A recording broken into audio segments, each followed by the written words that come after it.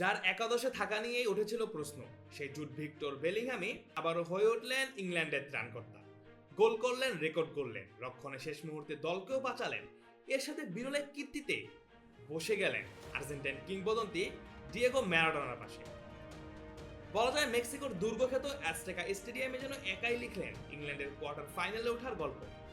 মাত্র 98 সেকেন্ডের ব্যবধানে জোড়া গোল করে ইতিহাস গড়ার পাশাপাশি আরও একবার প্রমাণ করে দিলেন কেন তাকে বর্তমান সময়ের সবচেয়ে পরিপূর্ণ এক মিডফিল্ডার বলা হয়।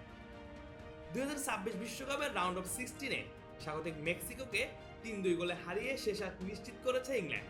তবে ম্যাচের সবচেয়ে বড় নায়ক ছিলেন জুড বেলিংহাম। প্রথমার্ধেই মাত্র 1 মিনিট 38 সেকেন্ডের ব্যবধানে 2 গোল করে করেছেন নতুন এক রেকর্ড। বিশ্বকাপে ইংল্যান্ডের হয়ে সবচেয়ে কম সময়ের ব্যবধানে জোড়া গোল করার কীর্তি এখন তার দখলে। এমনকি এই প্রতিযোগিতার ইতিহাসে এত কম সময়ে 2 গোল করতে পেরেছিলেন আর মাত্র 2 জন ফুটবলার। মেক্সিকোর বিপক্ষে প্রথমে সাকার ক্রস থেকে হেরে দারুণ এক গোল করে ইংল্যান্ডকে এগিয়ে দেন রিয়াল মাদ্রিদের এই তারকা footballer.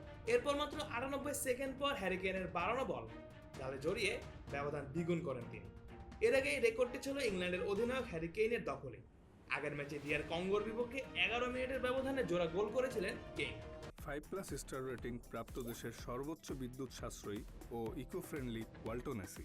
Walton air conditioner, smart comfort এখন নেক্সট লেভেলে। আর এক ম্যাচ পরেই বেলিংহাম সেই রেকর্ড ভেঙে নতুন এক ইতিহাস লিখলেন। এদিকে শুধু গোল করেই থেমে থাকেননি তিনি, রক্ষণেও ছিলেন সমান কার্যকর। প্রথমার্ধের শেষ দিকে নিশ্চিত গোল লাইন ক্লিয়ারেন্স করে দলকে সমতায় ফেরার হাত থেকেও বাঁচান। পুরো ম্যাচ জুড়ে আক্রমণ, মাঝমাঠের রক্ষণ, 3 বিভাগে তার প্রভাব ছিল চোখে পড়ার মতো।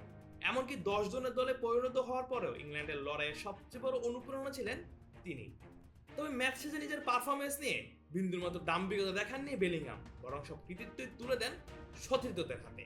তিনি বলেন, আমি জানি আমি দলকে কি দিতে পারি, কিন্তু ভুল করবেন না, আমাদের স্কোয়াডে এমন আরো ফুটবলার রয়েছে যারা আজ আমি যা করেছি সেটাই করতে পারবে।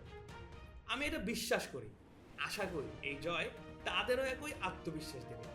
এদিকে 1986 সালের বিশ্বকাপের পর এই প্রথমবার মেক্সিকোর এই ঐতিহ্যবাহী স্টেডিয়ামে কোনো ফুটবলার জোড়া গোল করল।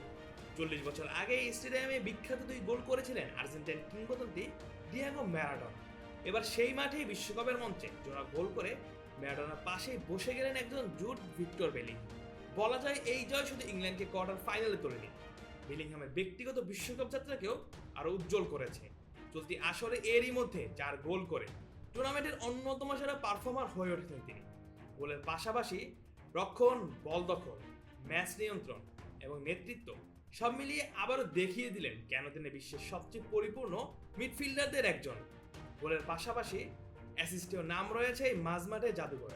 বিশ্বকাপ শুরুর আগে তার একাদশে জায়গা পাওয়া নিয়েও প্রশ্ন ছিল, কিন্তু মেক্সিকোর বিপক্ষে অ্যাজটেকার এই ঐতিহাসিক রাতের পর একটি বিষয় স্পষ্ট, ইংল্যান্ডের বিশ্বকাপ স্বপ্ন যতদিন বেঁচে থাকবে ততদিন তার কেন্দ্রবিন্দুতে থাকবেন একজন জুড ভিক্টর বেলিংহাম।